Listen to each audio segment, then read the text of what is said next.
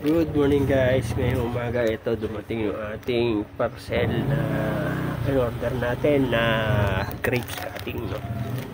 So check natin yung laman sa loob.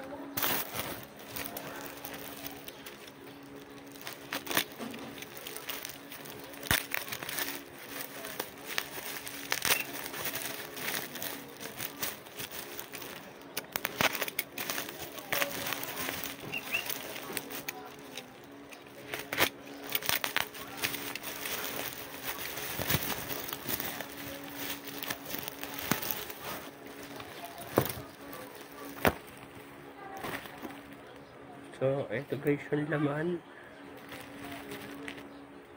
Ito yung previous. Pero konting kokopit. Tapos, ito.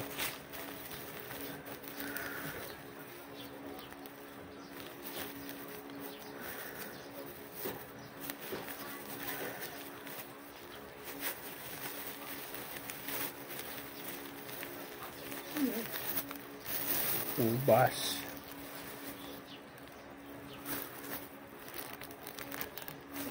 So guys, ito yung laman, no?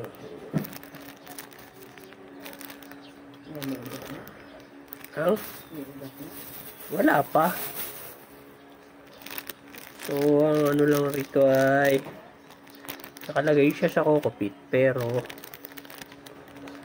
hindi man lang siya binasa.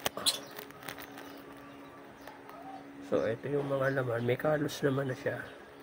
So, try natin. Tanim agad natin. So, hanggang dito na lang itong video na ito guys. Maraming salamat sa panonood. Thank you for watching. God bless.